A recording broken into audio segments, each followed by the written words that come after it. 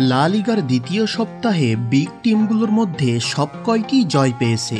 এবারে লা লিগা যে বেশ প্রতিযোগিতার পাশাপাশি রোমাঞ্চকর হবে তা নিয়ে কোনো সন্দেহ নেই, কারণ বেশ কয়েকটি বিগ সাইনিং হয়েছে এই উইন্ডোতে। তাদের দলে খাপ খাওয়াতে পারাটাই এখন সকলের আগ্রহের বিষয়। বিশেষ করে এমবাপ্পের প্রতি সকলের নজর।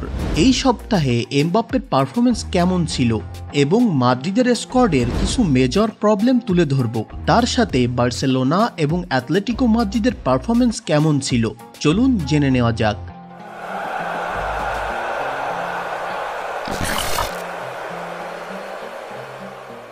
প্রথমেই বার্সেলোনার কথায় আসা যাক।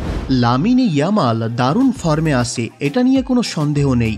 হানসি ফ্লিকের আন্ডারে বার্সেলোনা যদি ভালো করতে না পারে তাহলে সেটা হানসি ফ্লিকের চেয়ে বার্সেলোনার ব্যর্থতার পরিমাণ বেশি হবে।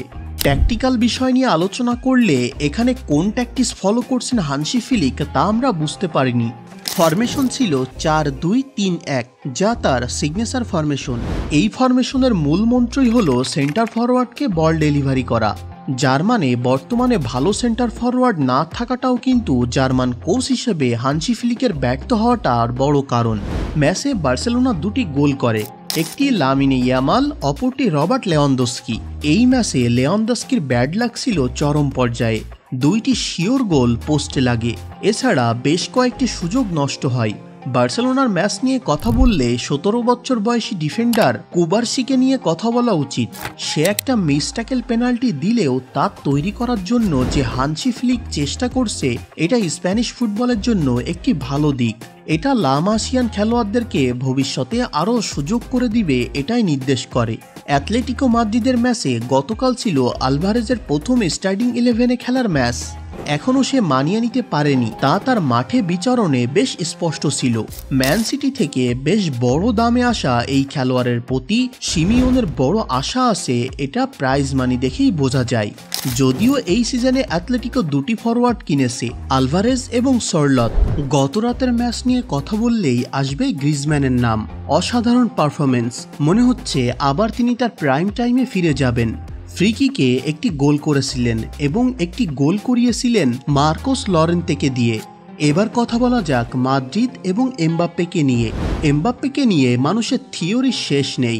অনেকের মতে মাদ্রিদ শিবিরে সমস্যা চলছে, অনেকের মতে ভিনি এমবাপ্পের গোলমাল। এসব গুজবের অফিসিয়ালি কোনো তথ্য পাওয়া না গেলেও ভিনি এবং এমবাপ্পের যে কম্বিনেশন প্রবলেম হচ্ছে তা স্পষ্ট। এছাড়া লেফট নির্ভর আক্রমণ আঞ্চলত্তির সরাতে হবে। সবাই লেফট সাইডে আসলে বল জড়িয়ে যাবে, সেটাই হচ্ছে। দুটি ম্যাচে ফরওয়ার্ডের গোল করতে না পারার মূল কারণ স্পেসের অভাব। এমবাপ্পেকে বল থ্রু করার স্পেস পাওয়া যাচ্ছে না। ভিনিসিয়াসের মধ্যে বল না ছাড়ার যে প্রবণতাটা সেটা কাটাতে হবে, কারণ মূল সময় বল না ছাড়লে গোল হবে না। মাদ্রিদ লেফট সাইড নির্ভর আক্রমণের সলিউশন না করলে এই সিজনে ট্রফির কথা মাদ্রিদের ভুলে যাওয়া উচিত। এমবাপ্পের সময় লাগবে কিছুটা। গত দিনে পকেটে হাত দিয়ে দাঁড়িয়ে থাকার মতো পারফরমেন্সের চেয়ে গত রাতে বেশ অ্যাক্টিভ ছিল এমবাপ্পে। এমবাপ্পে মোট 4টি শট নিয়েছিল, তার মধ্যে একটি অফ টার্গেট ছিল। বাকি সময় এমবাপ্পে ভালোই চেষ্টা করেছে, তবে এমবাপ্পে, ভিনি এবং রদ্রিগোর কম্বিনেশন দরকার। তাদের কম্বিনেশনের অভাবটা খুব সহজেই অপোনেন্টের চোখে পড়ছে। আনচেলত্তি কেন ব্রাহিম দিয়াসকে রেগুলার খেলাচ্ছে না তার কোনো কারণ খুঁজে পাওয়া যাচ্ছে না। আজ গুলার খেলিয়েছে ঠিক আছে, তবে ব্রাহিম মেইন ম্যান হওয়ার অ্যাবিলিটি রাখে। বেলিংহ্যাম 16 সেপ্টেম্বরের আগে ফিরছেন না, এখন তার উপরে একটু ভরসা করা উচিত। 8 মিনিটে একটি গোল এবং একটি অ্যাসিস্ট করলো, সেটা ইগনোর করার মতো পারফরমেন্স না। তবে মাদ্রিদ যে এনরিককে বেশ ভালো সুযোগ দিচ্ছে তা বোঝা যাচ্ছে। এমবাপ্পের সাবস্টিটিউট হিসেবে এনরিক দারুণ চয়েস, সেটা গতকাল সবাইকে বুঝিয়ে দিয়েছে। তো আপনার ওপিনিয়ন্সগুলো ডেফিনেটলি কমেন্ট করে জানাবেন। আর ভিডিও এতটুকুই, কথা হবে পরের ভিডিওতে।